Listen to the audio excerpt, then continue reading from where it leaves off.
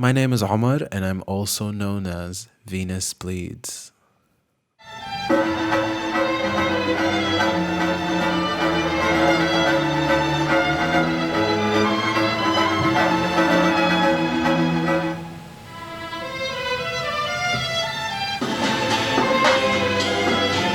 Just demos.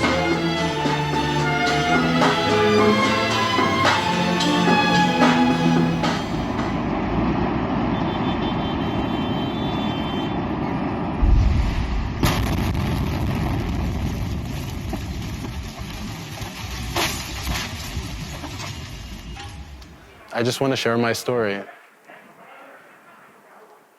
I was born in Riyadh, and Saudi Arabia, Riyadh, Saudi Arabia, and life. I was living there for 3 years basically, and life there wasn't promising as much as isn't promising now.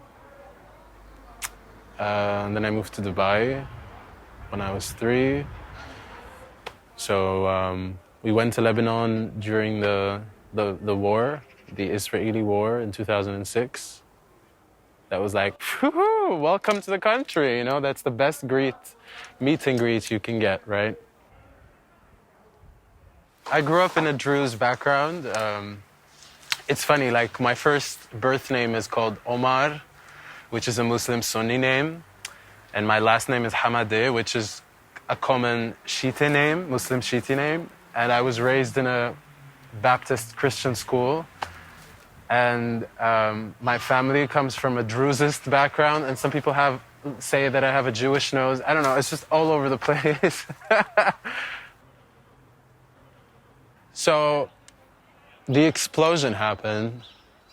And everything, all my dreams, my house, my friends, everything, my goals, my future at that moment was destroyed.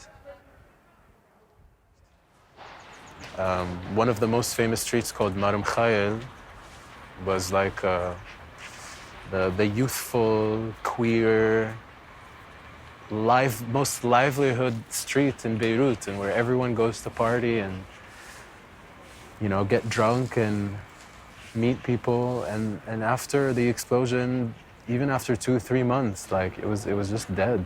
Like there was nowhere to go. People were still open. I mean, the stores were open and people were cleaning, but it just felt like it was a ghost town, like the spirit is gone. It's just like, it's like the soul of the city was killed, and it's heartbreaking because if you haven't seen Beirut, you wouldn't understand what I'm talking about, because the city is so alive, it's so omnipresent. It really feels like it's a living being. And after that explosion, it just died, and you can feel it even when you go to the mountains, even when you go to places that are very far away, that were unhinged or changed by the explosion. It was just, it felt like it died,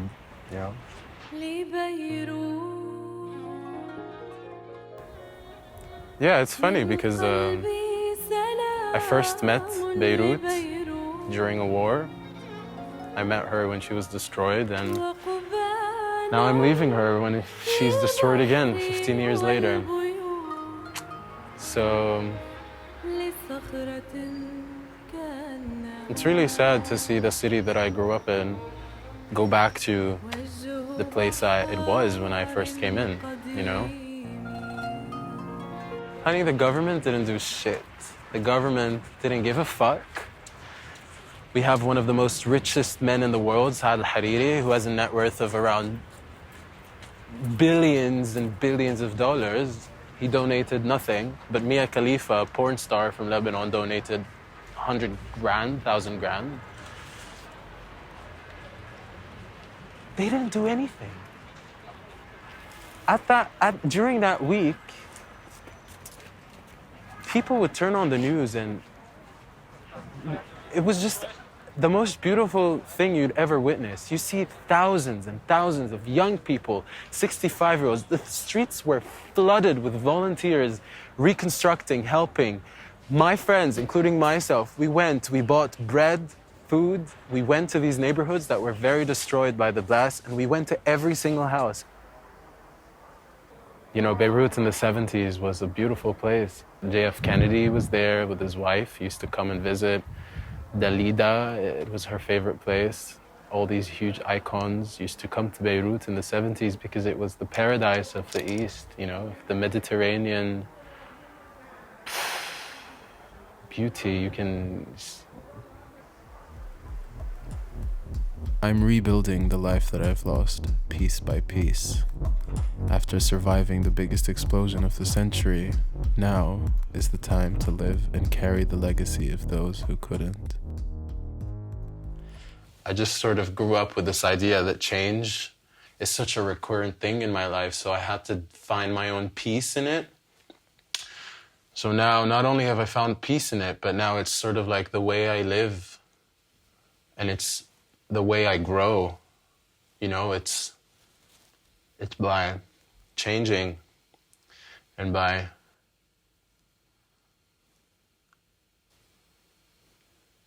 being different things.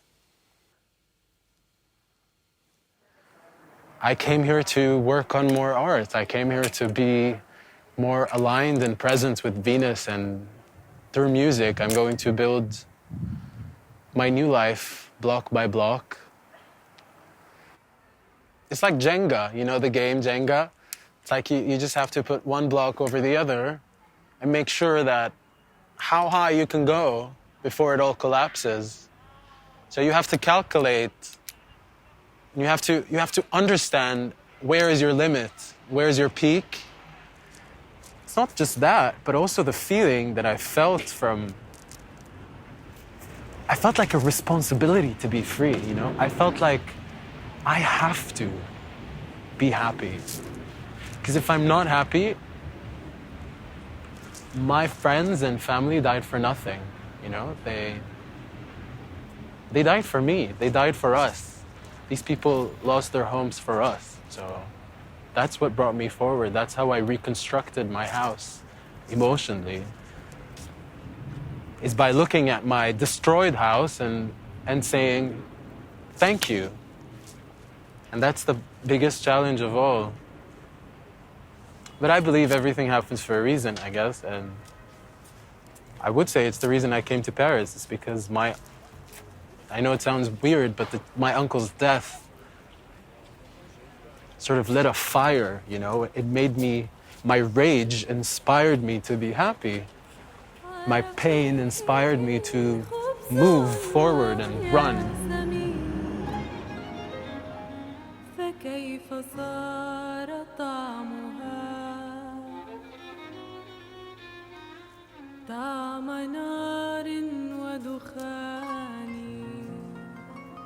Growing up as gay or queer or trans or lesbian or